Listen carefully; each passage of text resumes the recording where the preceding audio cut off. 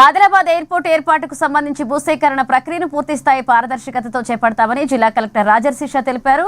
Collectorate సమావేశ మందిరంలో ప్రజాప్రతినిధులు, బెంగళూరుకు చెందిన ఎయిర్ ఫోర్స్ ఉన్నతాధికారులు, రాష్ట్ర సివిల్ ఏవియేషన్ డైరెక్టర్ భరత్ రెడ్డితో కలిసి ఉన్నత స్థాయి సమీక్షా సమావేశాన్ని నిర్వహించారు.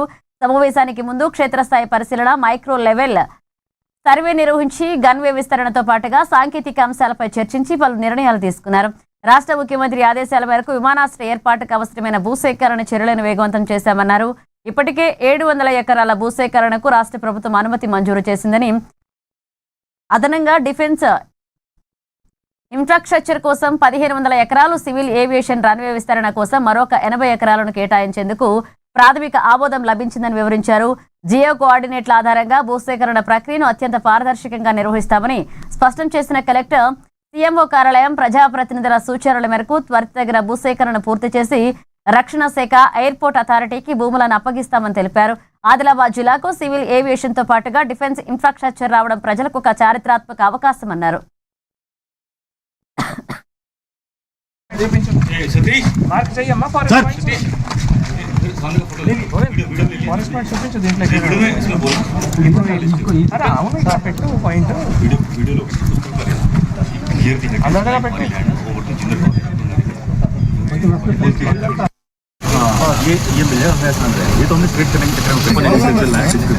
ఈరోజు ఆదిలాబాద్ ఎయిర్పోర్ట్ సందర్భంగా మళ్ళీ ఒక జాయింట్ ఫీల్డ్ విజిట్ కానీ, జాయింట్ సర్వే కానీ కూడా, మీటింగ్ కానీ కూడా చేయడం జరిగింది. సో మళ్ళీ మన గ్రూప్ క్యాప్టెన్స్ బెంగళూరు నుంచి సమరవాల్జీ మరియు వెంకటేజీ, తర్వాత స్క్వాడ్రన్ లీడర్ రెడ్డిజీ, తర్వాత గవర్నమెంట్ ఆఫ్ తెలంగాణ నుంచి మళ్ళీ director civil aviation Bharat Reddy గారు, వాళ్ళందరూ కూడా మీటింగ్లో కూడా చాలా మైన్యూట్గా కూడా డిస్కస్ కూడా చేయడం జరిగింది.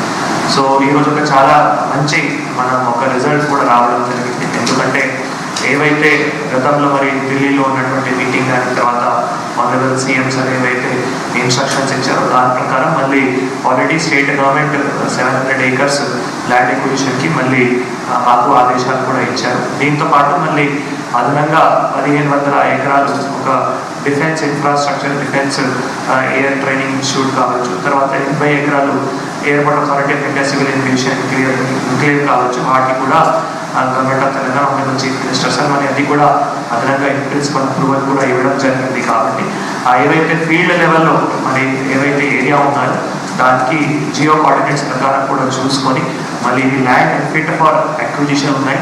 అటువంటి ఒక మంచి కూడా వారు మాకు సూచన సలహాలు కూడా ఇచ్చారు. కాబట్టి త్వరలోనే మరి అందరితో కలిసి మళ్ళీ ఏవైతే భూసేకరణ ప్రక్రియ ఉన్నాయో అవి కూడా మళ్ళీ స్టార్ట్ చేసి మళ్ళీ మనం ఇంకా కూడా ఏమైనా వారికి క్లారిఫికేషన్స్ కానీ లేదు ఏమైనా రిపోర్ట్ కూడా అప్పటికి అప్పుడు కూడా పంపిస్తూ మళ్ళీ ఏమో ఆఫీస్ నుంచి కూడా చాలాసార్లు మాకు దాని ప్రత్యేకంగా కూడా గైడెన్స్ కూడా ఇవ్వడం జరుగుతుంది. కాబట్టి ఈ ఒక మంచి శుభవార్త, ఆదిలాబాద్ జిల్లాలో ఈ పెద్ద ఎత్తున ఎయిర్ డిఫెన్స్ ఇన్ఫ్రాస్ట్రక్చర్ కానీ, సివిల్